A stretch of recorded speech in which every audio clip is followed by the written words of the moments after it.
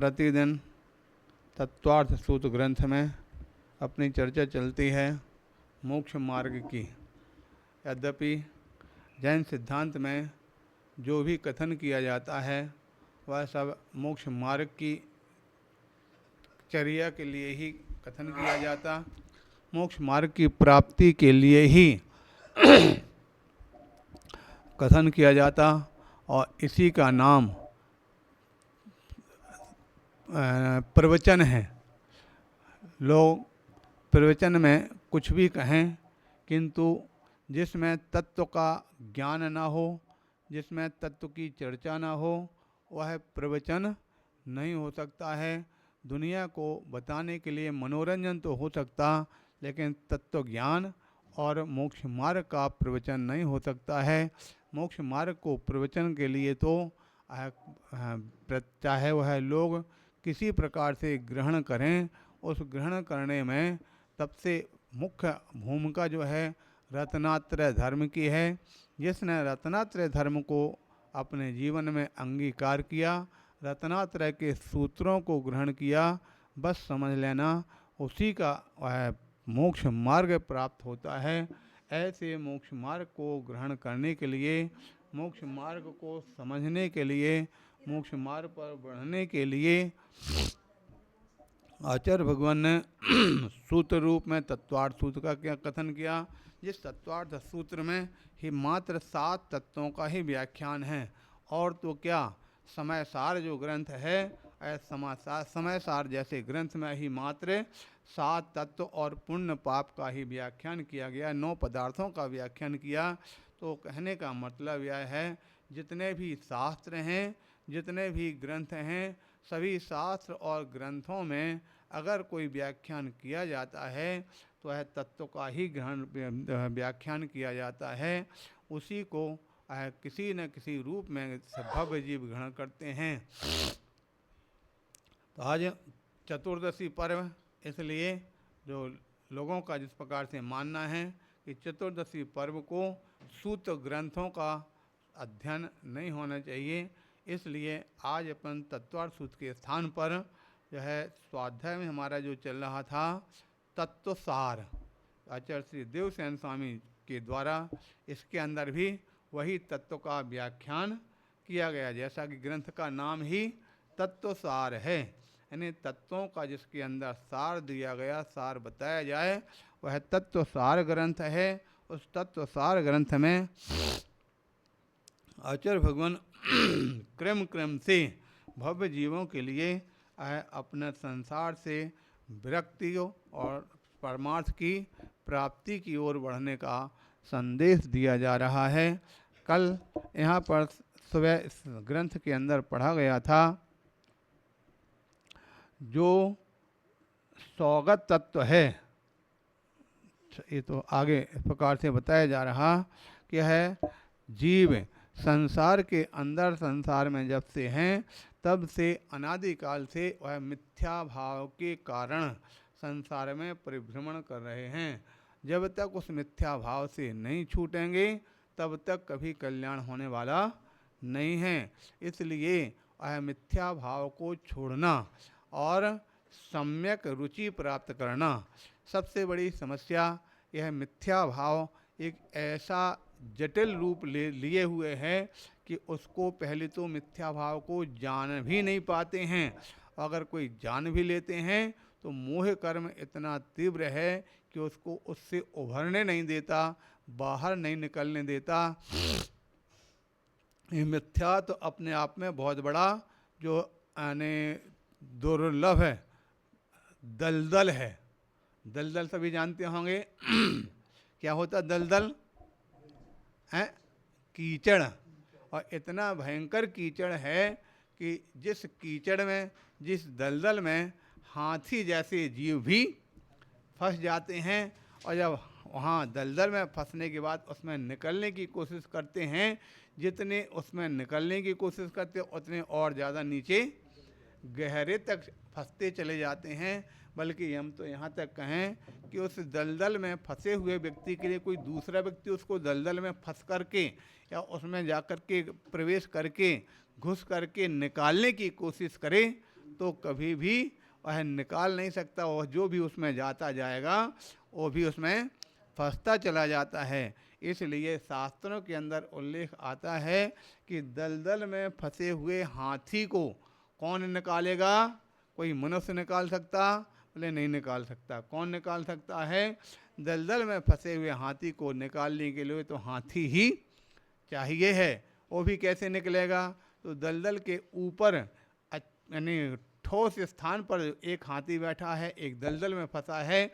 दलदल में फंसे हुए हाथी की सूंड में और ऊपर बैठा हाथी आपस में दोनों सूंडों को फंसाते हैं और सूंड को फंसा करके खींचने की कोशिश करते हैं, तो वह दलदल का फंसा हुआ हाथी भी बाहर निकल जाता है, किंतु उसमें डूबने पर वह निकल पाता नहीं है। इसलिए हे भव्य जीवों, अपने जीवन में सबसे पहले तो वह मिथ्यात्व मोहिनी कर्म से वह ऊपर उभरने की आवश्यकता है। तो इस प्रकार से वह मोहिनी कर्म से बचने के लिए तत्वों का व्याख्यान आचार्यों ने किया है। यह तत्व सार ग्रंथ में तत्वों का सार बताया, और सार का मतलब सभी जानते हैं। सार किसे कहते? सार का मतलब क्या होता? सार यानी निचोड़ नहीं, सार यानी निचोड़ होता मुख्य वस्तु, और सार प्रत्येक वस्तु में होता। जैसे आपने देखा होगा, सार को लेकर के हमारी घटना याद आई। आपने देखा ना, पान खाते हैं ज़्यादातर लोग। अब पान में क्या लगाते? कत्था और चूना। अरे कत्था कहाँ से बनता? कौन सी खदान से निकलता कत्था? कहाँ से निकलता कत्था? किसी को मालूम है? कैसे? पेड़ में, कौन सी पेड़ में कत्था निकलता? ऐसा कोई पेड़ में कत्था निकलता है क्या? पेड़ को काटो कत्था निकल आवे। कैसे कत्था निकलता? मालूम किसी के लिए? अरे वहाँ पर देखने के लिए गए थे सब लोग, जब कानपुर के पहले उनकी फैक्ट्री में रुके थे, प्रदीप भैया की फैक्ट्री में तो कत्था बनता था। ठीक है, कैसे कत्था बनता है? पहले हमारे महाराज इनके चाचा वगैरह भी ठेका लेते थे कत्थे का। कत्था खूब वहाँ पर बनाते थे गांव के लोग, और बना करके और उसको बाहर सप्लाई करते थे। पहली बात है, कत्था कहाँ से निकला, कैसे निकला, इस बात से लेकर के सार की आपको पहचान होगी। तो जो पेड़ है इतना मोटा है, और पेड़ को जब काटते हैं तो उसके अंदर देखते हैं बीच के में काला काला होता और बाहर सामान्य होता है। तो बीच में जो कालापन है, उस कालापन उसका उस सार होता। तो उस कत्था निकालने के लिए जो विधि है, वो कत्था निकालने की कला है, वो क्या करते हैं, ऊपर का जो सफ़ेद सामान्य जो लकड़ी है उसको काट काट के अलग करके पहले छील करके अलग की जाती। जो काला काला जो उसका जो है बीच के उस लकड़ी के अंदर कालापन है, उस कालेपन को जो पहले निकाल के अलग करेंगे, तो उसके टुकड़े कर करके उसको मटकियों में भरते हैं, उसमें पानी डालकर उसको उबालते हैं। ठीक है, और उबालते हैं जैसे उसको, तो उसके अंदर जो कालापन, उसको जो सार था, वो धीरे धीरे उबलते उबलते उस सार पानी में आ जाता है। लकड़ी निकाल करके अलग कर देते हैं, तो सार उसके अंदर निकल करके आ गया, और उस सार को निकलने के बाद फिर उसको फिर और बातें औंटाते जाते हैं, तो एकदम औंटाते उस प्रकार से मान के चलो जिस प्रकार से आपका दूध है, ठीक है, दूध के समान। और दूध में तो दो अवस्थाएं बनती हैं, कौन कौन सी? एक तो घी और दूसरा नीचे सार, उसका खोवा, दो चीज़ें बनती हैं। उसी प्रकार से कत्थे के अंदर भी दो प्रकार का कत्था बनता है। ऊपर जो बनता है वो ओरिजिनल कत्था बन जाता है, नीचे जो बनता है वो उसके क्या बोलते हैं, नीचे जो बचता है चुर्रा, खुरचन मतलब। तो इसी प्रकार से दो अवस्थाएं उसकी बनती हैं। ऊपर जो आने वाला शुद्ध कत्था होता है, नीचे कचड़ा टाइप को, जैसे वो अपना घी और छाछ बन जाती है, दो चीज़ें इसी प्रकार से कत्थे के अंदर बनती हैं। तो कत्था, अब ये आप बताओ, पेड़ से निकाल करके इतनी परिश्रम होने के बाद फिर वो उसका जो सार है निकला, हाँ, उबालने के बाद उसको फिर गाढ़ा हो गया, तो उसको ठंडा करने के रख दिया। ठंडा करने के रखने के पश्चात जब सूख जाता है तो ऊपर ऊपर कत्था आ जाता है, नीचे उसका कचड़ा रह जाता है। ऊपर कत्था को निकाल लेते हैं और निकाल करके उसको शुद्ध कत्था को अपना यानी टुकड़े बना करके और उसको बोलते गोटी बना करके उसको सेल करते हैं। तो कहने का तात्पर्य है लकड़ी के सार से कत्था निकला। इसी प्रकार से आप कोई भी चीज़ है जो वस्तु के अंदर जो सारभूत है, दूध का सार क्या, घी है, ठीक है। आप लोग सोडा का प्रयोग करते हैं या खार का प्रयोग करते हैं पापड़ बनाने में, वो खार कहाँ से आया? वो खार भी कहीं केले के डंठल से निकलता है, कहीं तिल के डंठल से निकलता है, कहीं रजगरा के डंठल से निकलता है। उसमें भी वही प्रक्रिया है, उसको जलाते हैं, जलाने के बाद उसकी जो राख बचती है उस राख में पानी डालकर उसको उबालते हैं। उबालने के बाद जो पानी निकल जाता है और पानी को जा कर के उसमें खार बना करके वो तैयार करते हैं।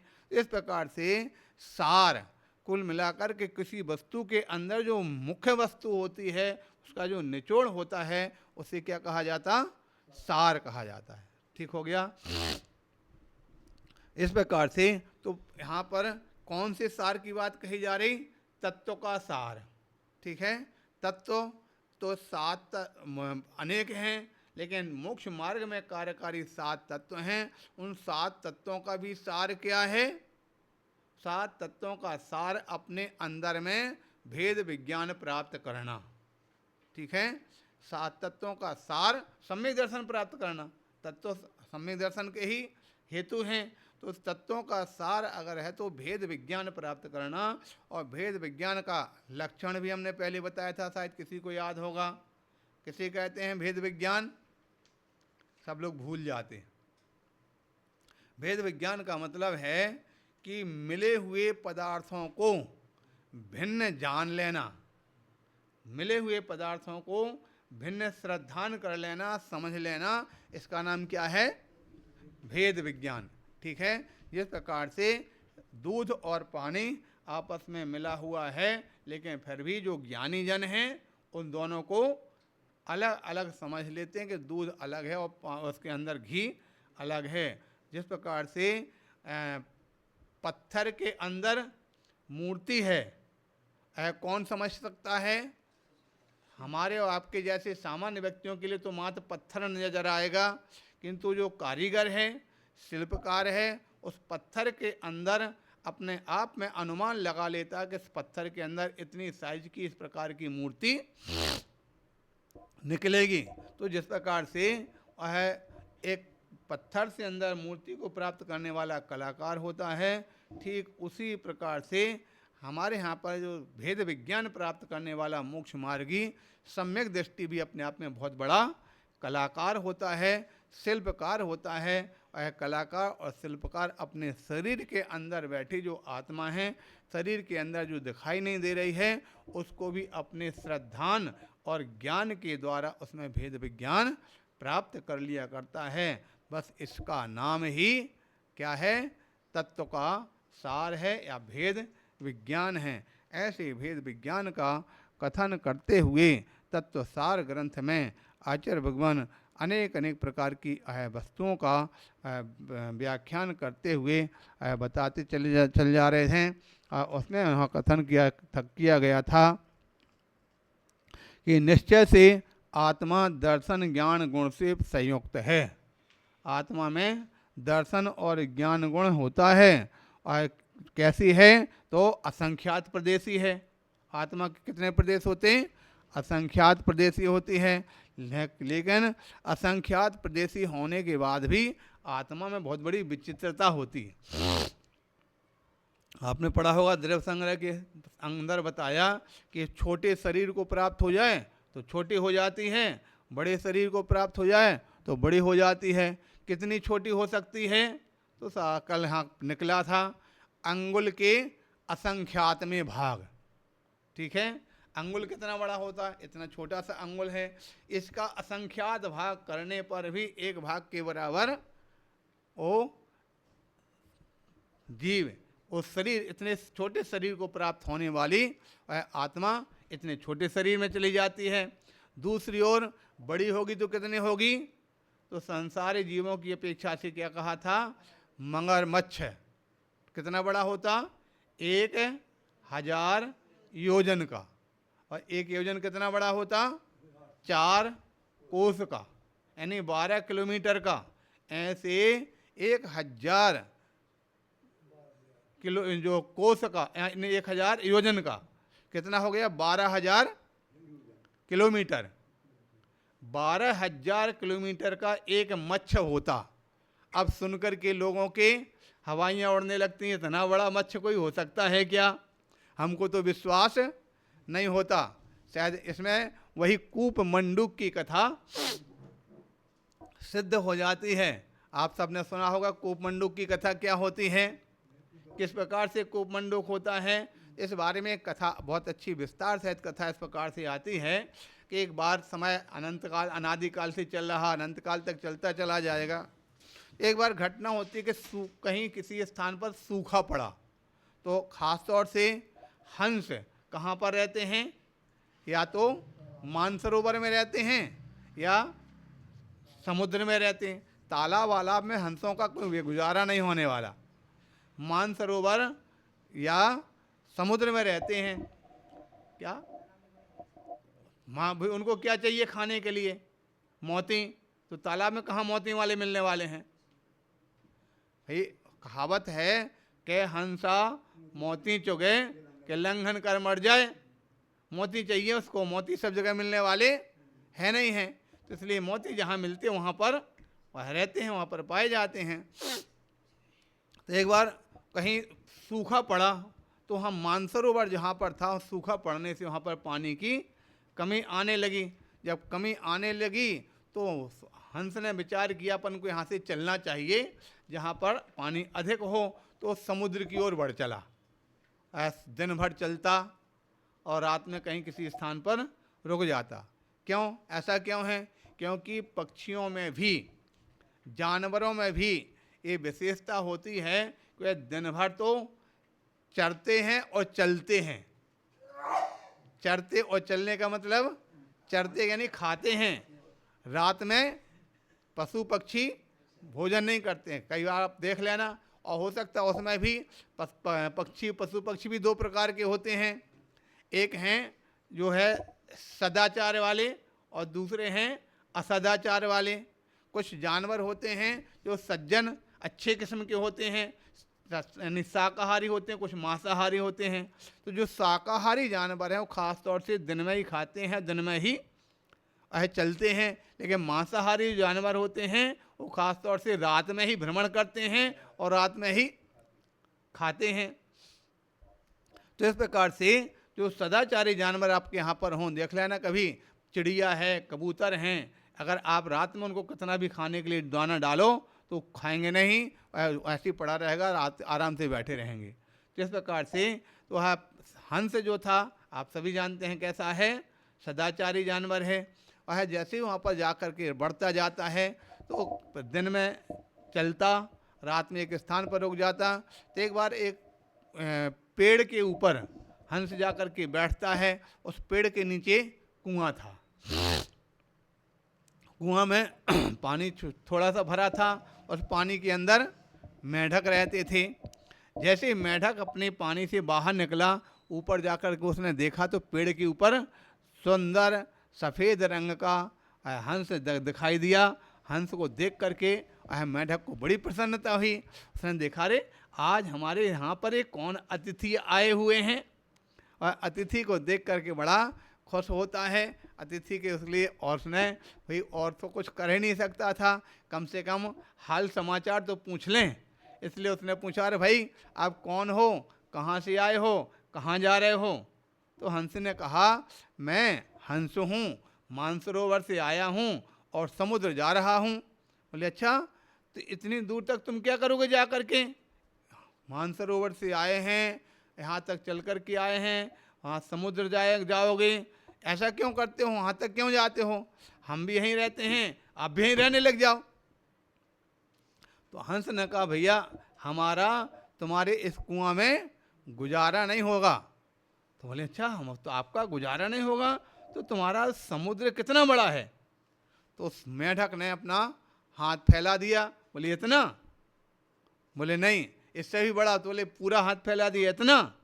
बोले नहीं, इससे भी बड़ा है। दोनों हाथ फैला दिए, इतना?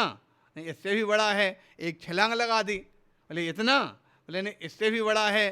तुम्हारे कुआं के बराबर? बोले इससे भी बड़ा है। जब इस प्रकार से बोला तो उस मेढक को विश्वास नहीं हुआ। तो मेढक को विश्वास नहीं हुआ तो उस मेढक ने एक दोहा में बोला, बोले हाथ पसारे, पैर पसारे और पसारो गात। गात यानी पूरा शरीर।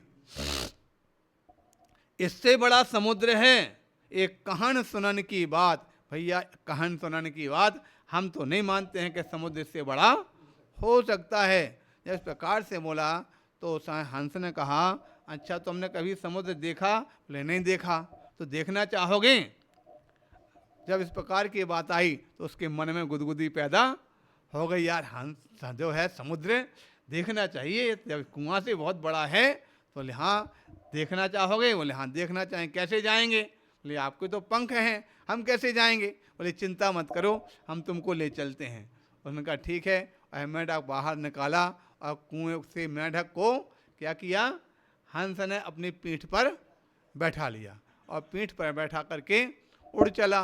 उड़ते उड़ते चलते चलते उड़ते उड़ते जब समुद्र के बीच में पहुंचा तो समुद्र के बीच में चारों तरफ मध्य में एक उड़ान भरी और उससे बोला, देखो भाई मेढक, समुद्र आ गया। और जब समुद्र आने की बात कही तो देखते ही चारों तरफ पानी पानी पानी पानी पानी पानी के अलावा कुछ भी नज़र नहीं आता है। तब से लेकर के एक कहावत चली कि मेढक अपने कुआं को ही सर्वस्व मानता है, लेकिन वह कुआं से हट करके भी बहुत बड़े बड़े तालाब समुद्र होते हैं। और समुद्र को वह व्यक्ति जब तक उसके अंदर विस्तार बुद्धि नहीं होगी, जब तक उसकी सोच अधिक नहीं होगी, तब तक वो अच्छी तरह से जान सकता नहीं है, समझ सकता नहीं है। इसलिए आपकी समझ में आ गया होगा कितना। एक और तो अंगुल के असंख्यात में भाग, उसको भी समझना बड़ा मुश्किल है। अंगुल का असंख्यात भाग है, कितना कैसे होता होगा इतना कोई जीव, इतना शरीर कैसे होता होगा। जब हमको हम तो जो दिखाई दे रही हैं हम तो उसी को मानते हैं। इस बात के लिए भगवान महावीर का सिद्धांत कहता है कि जो जो कुछ आपको दिखाई दे रहा हो वही वस्तु हो, ऐसी भूल मत करना। इस तुम्हारे दिखाई देने से पूर्व बहुत सी ऐसी चीज़ें हैं कि जो तुम जिसको देख नहीं सकते हो, बहुत सी ऐसी चीज़ हैं जिनको तुम कभी कल्पना नहीं कर सकते हो, ऐसी ऐसी चीज़ें हैं। तो सबको समझ में आ गया होगा क्या।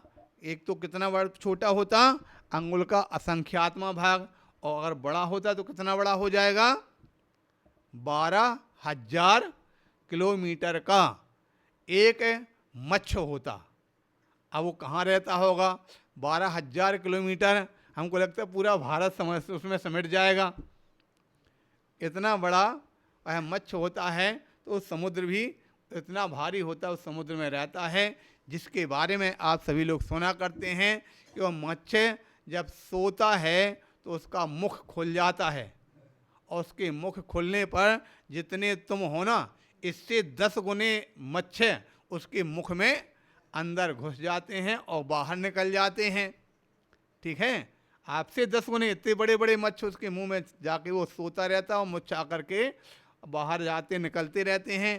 तो उसके कान में अथवा आँखों में रहने वाला जो तंदुल मच्छ है, उन तंदुल मच्छ जब उस मुख से आने जाने वाले, निकलने वाले और तैरने वाले मच्छों को देखता है तो देख करके क्या भाव बनाता, हे भगवान कितना पागल है ये मच्छ, सोया पड़ा, इतने बड़े बड़े मच्छ उसके मुख में आ रहे हैं और एक भी नहीं खा रहा, अगर मैं होता तो एक भी नहीं छोड़ता। ऐसा भाव बनाता है। इतने भाव बनाने मात्र से उसके लिए बोले 7वें नरक की आयु बंधती है और वहाँ पर जाकर के दुखों को भोगता है। अब आप विचार कर सकते हैं कि वो मत्स्य कितना बड़ा है, कहाँ पर, समुद्र में रहता है। और समुद्र भी कौन से समुद्र में, स्वयंभू रमण समुद्र में। स्वयंभू रमण समुद्र मध्यलोक का अंतिम समुद्र है। उस मध्यलोक के अंतिम समुद्र में वहाँ पर वो मत्स्य रहते हैं। तो इस प्रकार से यहाँ जो कथन किया जा रहा कि छोटे से छोटा और बड़े से बड़ा कितना बड़ा जीव हो सकता है, इस बात में यहाँ बताया जैसा शरीर मिलता है कि एक और तो वही जीव मगरमच्छ में 12,000 किलोमीटर का बन गया, और वही जीव छोटा होता तो वह अंगुल के असंख्यात में भाग उस अवस्था को प्राप्त हो जाता है, उस अवस्था में पहुंच सकता है। इसी बात का कथन करते हुए आचार्य भगवान नैमिचंद सिद्धांत देव दिव्य संग्रह में कहते हैं, अणु गुरु देह पमाणो उपसंहार सप्पदो चेदा असमोह दो भवहारा निच्छण दो असंख्य देशोवा। ठीक है, अणु गुरु देह पमाणो, अणु यानी छोटा और गुरु यानी बड़ा, यानी छोटा बड़ा शरीर को प्राप्त करके यह जीव अणुगुरु देह पमाणो उपसंहार अपसपदो छेदा है। उपसंहार और प्रसपदो, प्रसार, उपसंहार यानी संकोच और प्रसार यानी फैलना, इस संकोच विस्तार को प्राप्त करने वाला होता है। उपसंहार सपदो छेदा असमोहदो व्यवहारा, असमुद्घात की अवस्था में। यहाँ पे एक नई बात आ गई, असमुद्घात, और क्या विपरीत क्या होता, समुद्घात। तो समुद्घात क्या है और असमुद्घात क्या है? तो समुद्घात का तात्पर्य है कि अपने मूल शरीर को ना छोड़ते हुए आत्मा के प्रदेशों को बाहर निकल जाना, बाहर फैलने का नाम क्या होता, समुद्घात। अब फिर यहाँ पर उत्पन्न होते शरीर के बाहर आत्मा प्रदेश कैसे फैल जाते हैं, कैसे निकलेगा शरीर से बाहर, जब शरीर के अंदर है शरीर से बाहर कैसे निकल जाएंगे? इस बात के लिए आप सबने ये समझा होगा, वर्तमान के वैज्ञानिकों ने इसको अच्छी तरह से सर्च करके बता दिया, इसकी खोज करके बता दिया। आपने सुना होगा, जो व्यक्ति जितना अधिक यानी शक्तिवान होगा उसका ओरा उतना ही अधिक फैलता। ओरा, ओरा का मतलब जो अपने आत्मा के प्रदेश की जो क्षमता है वो शरीर के बाहर फैलती है, जिसको यंत्र के माध्यम से बताया गया कि जो जो अत्यंत जितना विशुद्ध परिणामी होगा, ध्यान करने वाला होगा, उसका ओरा और शरीर के ऊपर एक प्रकार की एक आवरण टाइप का हो जाता है, उसको ओरा कहते हैं। जब ओरा शरीर के अंदर बाहर एक प्रकार की बरगणाएँ, जैसे अंधकार होता ना, उसको अंदर दिखाई देता। शरीर अगर इतना है तो हो सकता है किसी का 4 अंगुल, किसी का 6 अंगुल, किसी का 9 अंगुल, इतना उसका ओरा, जैसे अंधकार वो होता ना, बदल छा जाते हैं, तो बदल छाने जैसा और शरीर के ऊपर इस प्रकार का ओरा और पूरे शरीर के ऊपर दिखाई देने लगता है उस यंत्र के माध्यम से। तो जिस प्रकार से ओरा जब शरीर के बाहर निकल सकता है, तो फिर इसको भी अपने यहाँ जैन सिद्धांत के अंदर पर तरंगें, वर्गणाएँ, तरंगें बाहर निकलती ना, ये तरंगें जो निकलती हैं, वर्गणाएँ निकलती हैं, इसी प्रकार से आत्मा के प्रदेश शरीर से बाहर तरंगों के रूप में निकलते हैं। उसके लिए क्या बोलते हैं, समुद्घात। ठीक है, तो जब समुद्घात होता है तब समय तो फैलता है, किंतु जब समुद्घात ना हो, असमोह तो बताया, जब समुद्घात नहीं हो रहा हो उस समय पर कितना रहता है आत्मा प्रदेश, मात्र अपने शरीर के बराबर रहते हैं। तो असमुद्घात के समय में तो शरीर के बराबर होते हैं। असमोदो बहवारा निश्चय असंख्य देश होगा, किंतु निश्चय न से कितना है, असंख्यात प्रदेशी है। ठीक है, आत्मा के प्रदेश कितने हैं, असंख्यात प्रदेश हैं। और समुद्घात की अवस्था में कितना फैल सकता है, तो समुद्घात की अवस्था में तो जीव के प्रदेश बहुत दूर दूर तक फैलते हैं, यानी कितने राजू पर्यंत तक फैल जाता है। हो सकता कोई जीव मनुष्य है और मनुष्य मरण करके सर्वार्थ सिद्धि में अगर जाएगा, तो यहाँ से सर्वार्थ सिद्धि के समय पर कौन सा समुद्घात, मरणांतिक समुद्घात। जब मरणांतिक समुद्घात में क्या होगा, शरीर का तो यहीं पर रहेगा, आत्मा प्रदेश पहले सर्वार्थ सिद्धि को स्पर्श करेंगे, उसके बाद वापस आ जाते हैं, फिर यहाँ से मरण होता है। तो कितना हो गया, 7 राजू पर्यंत तक सर्वार्थ सिद्धि तक पहुँच जाता है। दूसरी ओर जब यानी जीव का समुद्घात करता है, ठीक है, कौन सा समुद्घात, मरणांतिक समुद्घात करता है, तो उस समय पर तो पूरे लोक पर जो प्रमाण उसके आत्मा प्रदेश फैलते हैं। आपने सुना होगा जो केवली समुद्घात कितनी अवस्था रूप होता है, केवली समुद्घात में कितनी अवस्थाएं होती, केवली समुद्घात 4, समय लगते हैं उसमें 7, लेकिन अवस्थाएं कितनी होती, 4। कौन कौन सी, सबसे पहले दंड समुद्घात, कपाट समुद्घात, प्रतर समुद्घात और लोकपूर्ण समुद्घात, ठीक है। ये अवस्थाएं 4 होती हैं। इस चारों अवस्थाओं का समय कितना, 7 समय पूरे होते हैं, 8वें समय में मूल शरीर के बराबर हो जाता है। इसके बारे में आप सभी जानते होंगे।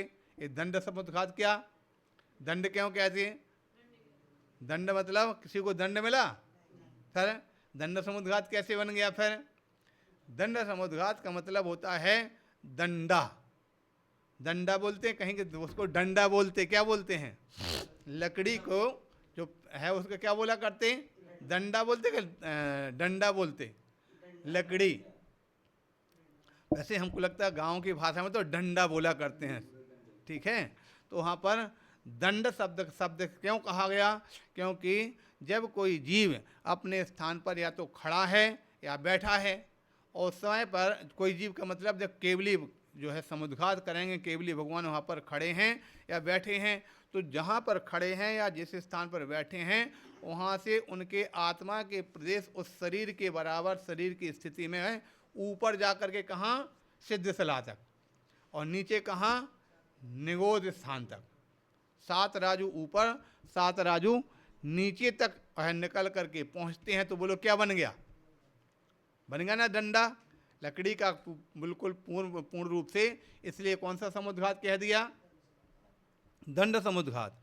दूसरे नंबर पर क्या आता है, कपाट। कपाट का मतलब क्या होता, किवाड़, कपाट यानी किवाड़। जैसे एक पूरा एक कपाट कितना चौड़ा दिखाई दे रहा, मोटाई तो थोड़ी सी है लेकिन चौड़ाई बहुत लंबी है।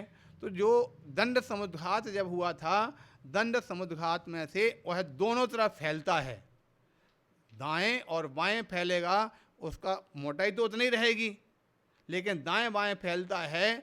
दूसरे समय में तो कितना एकदम चौड़ा, कितना हो गया है, कहीं 1 राजू 7 राजू पर्यंत जिस प्रकार से कपाट यानी किवाड़ की भांति वह बन जाता है। इसलिए क्या बोलते हैं उसको, सीधे कपाट कह दें, आपके यहाँ पिलाई कह दें, जिस प्रकार से होती है ऐसा फैलने से उसको क्या बोलते हैं, कपाट समुद्घात कहते हैं। ठीक हो गया। तीसरे समय में क्या होता है, जैसे कपाट समुद्घात फैला हुआ है, अभी दाएं बाएं फैला था, अब पूरा का पूरा आगे भी फैल जाता है और पीछे भी फैल जाता है। जब आगे पीछे फैलेगा तो क्या बन जाएगा, एक एकदम चौकोर बन जाएगा, यह है टेबल के समान, ऊपर पूरा चौकोर टाइप बन जाता है। इसलिए इसको क्या बोलते हैं, प्रतर, चबूतरा के जैसा बन जाने से इसको प्रतर समुद्घात बोला जाता। समझ में आ गया। और उसके पश्चात अंत में जब चौथे समय के लिए खाली जो स्थान कोने इत्यादि उसके बाकी रह जाते हैं, वह कोनों इत्यादि में भी आत्मा प्रदेश चौथे समय में फैल जाते हैं। इसलिए उसके क्या बोलते हैं, लोक पूर्ण। कौन सा, लोक पूर्ण। लोक का कोई भी स्थान खाली नहीं है, पूरा लोक भर गया। इस प्रकार से पूर्ण लोक पूर्ण होता है। और लोक पूर्ण समुद्घात के बाद पुनः आत्मा के प्रदेश फिर वापसी होते हैं। तो जिस प्रकार से बड़े थे उसी क्रम से वापस आते हैं। पहले अंत में क्या मिला था, प्रतर। तो लोक पूर्ण के बाद फिर किस रूप में आ जाते हैं, प्रतर रूप में हो जाते हैं। प्रतर के पश्चात फिर क्या आएगा, कपाट। तो कपाट रूप आ जाएंगे। कपाट के बाद फिर क्या आ जाएगा, दंड। दंड रूप हो जाते हैं और 8वें समय में पुनः अपने मूल शरीर जितना था उतनी अवस्था को प्राप्त हो जाते हैं। इस प्रकार से इसको क्या बोलते हैं, केवली समुद्घात। अब आप विचार कर सकते हैं कि आत्मा कितनी बड़ी हो गई, पूरे तीनों संपूर्ण तीनों लोक के बराबर। इस लोक का या जो है क्षेत्र कितना है, क्षेत्रफल लोक का 343, ठीक है, 343 घन राजू प्रमाण यह लोक का विस्तार है। इतनी बड़ी आत्मा 343 घन राजू प्रमाण। अब इसमें पुनः प्रश्न उत्पन्न हुआ, राजू क्या होता है, कितना बड़ा होता है? जब राजू क्या होता, इस बात को लेकर मंजे की बात याद आई। एक बार पूछा, बताइए राजू कितना बड़ा होता, कितना बड़ा है? तो एक अम्मा उठ के खड़ी होती हैं, वो बोलती हमारा राजू तो इतना बड़ा है। ठीक हो गया। तो यहाँ पर राजू कितना बड़ा, तो ये राजू आपको अपना अपना राजू तो इतना बड़ा हो सकता है, किसी का इतना है, किसी का इतना है, किसी का और इतना है, आपके राजू इतने हो सकते हैं। लेकिन जो शास्त्र के आधार पर माप राजू का बताया कितना है, उसके संबंध में दो प्रकार की घटनाएं शास्त्रों के आधार पर बताई जाती हैं, उसको भी मानित किया गया। ठीक है, वास्तविक तो उसकी माप तो कोई बता सकता है ही नहीं, वह मानित किया है, उसको गणित के आधार पर माना गया है। कितना हो सकता है, तो बताया गया कि कोई सौधर्म इंद्र की सभा से 1000 शेर, 1000 शेर के लोहे का गोला वहाँ से गिरावे और 6 महीने तक वह लोहे का गोला निरंतर नीचे गिरता आवे, गिरता आवे, गिरता चला आवे, तो 6 महीने पर गिरने में जितना समय लगे उतने का एक राजू। अब आप विचार कर सकते हैं, आप अपनी 6 मंजिल की मकान से एक छोटा सा 6 ग्राम का पत्थर नीचे गिराएंगे तो 6 सेकंड नहीं लगेंगे, और 6 महीने में इतना बड़ा भारी गोला निकल कर गिर कर के आएगा, कितने दूर तक जा सकता है आप कल्पना कर सकते हैं। इतने का एक राजू, ऐसे 343 घन राजू प्रमाण ये पूरा लोक है। इतने प्रमाण तक वह आत्मा प्रदेश फैल जाते हैं, यानी इतनी बड़ी आत्मा, इतना बड़ा जीव हो जाता है। इस प्रकार से आप विचार कर सकते हैं कि जीव की स्थिति कैसा, क्या, क्यों, कहाँ, किस प्रकार से रहता है। एक और तो इतना बड़ा हो रहा 343 घन राजू, और दूसरा अंगुल का असंख्यात में भाग हो रहा है। ये सब तत्वों की जो व्याख्या है, तत्वों का व्याख्यान तीर्थंकर भगवंत जो प्रत्यक्ष ज्ञानी होते हैं, केवल ज्ञानी होते हैं, उन केवल ज्ञानियों के द्वारा उस वस्तु को साक्षात देखा गया, प्रमाण रूप में उनको अच्छी तरह से जाना गया, उनके ज्ञान में सब कुछ आया। इस प्रकार का व्याख्यान केवल ज्ञानियों ने बोला है, और जो उनकी वाणी को सुन करके गणधर स्वामी ने झेल करके लोगों को बताया है, और आचार्यों ने उसको ग्रहण करके और शास्त्रों में लेखन किया है। इस प्रकार से तत्वों का सार यहाँ पर आप सबको समझना चाहिए। तो यहाँ पर बताया गया था क्या है, आत्मा निश्चय से दर्शन ज्ञान प्रमाण है, और कितने प्रदेशी, असंख्यात प्रदेशी है। और कैसी है, मूर्ति से रहत है, मूर्त नहीं होती है, अमूर्त होती है। सगी है देह प्रमाणों, और अपने द्वारा गृहित देह के प्रमाण हैं, जितने उसके लिए अपने आयु कर्म के माध्यम से, नाम कर्म के द्वारा जितना जो शरीर प्राप्त हुआ, उतनी वह जो है शरीर प्राप्त होने पर आत्मा शरीर के बराबर हो जाती है। ऐसे स्वरूप वाला जो आत्मा है उसको संसारी जीव जानना चाहिए। इस प्रकार की व्याख्या यहाँ पर की गई थी। आज के पश्चात आगे अगले स्थान पर बताया जा रहा, कथम ध्यातव्यो भवतीति भगवान आह। अब उस आत्मा का ध्यान कैसे करना चाहिए।